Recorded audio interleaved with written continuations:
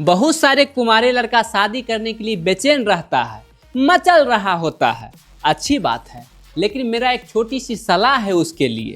शादी बिजली की तरह होता है, सही कनेक्शन हुआ तो उजाला ही उजाला, अगर गलत कनेक्शन हो गया तो झटके ही झटके।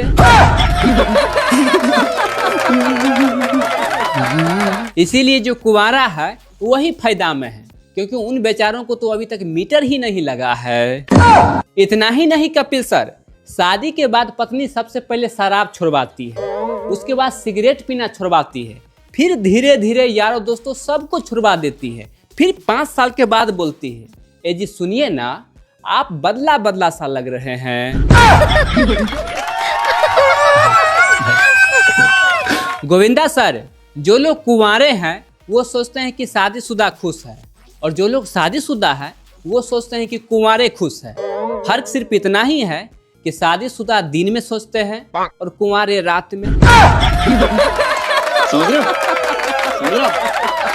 सर, अपने यहाँ शादी होता है तो लड़की वाले सीबीआई के तरह इंक्वायरी करते हैं। अच्छी बात है, करना चाहिए, क्योंकि अपने सर का टेंशन किसी और को थमा जो रहे हैं, हो सकता है कहीं वापस कर दे।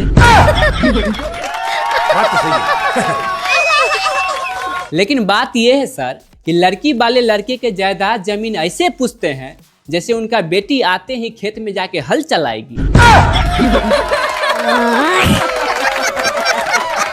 कपिल सर, मन ग्रंथ शास्त्रों के अनुसार जो इस जीवन में कट्टर दुश्मन है वही अगला जन्म में पति पत्नी के रूप में जन्म लेते हैं।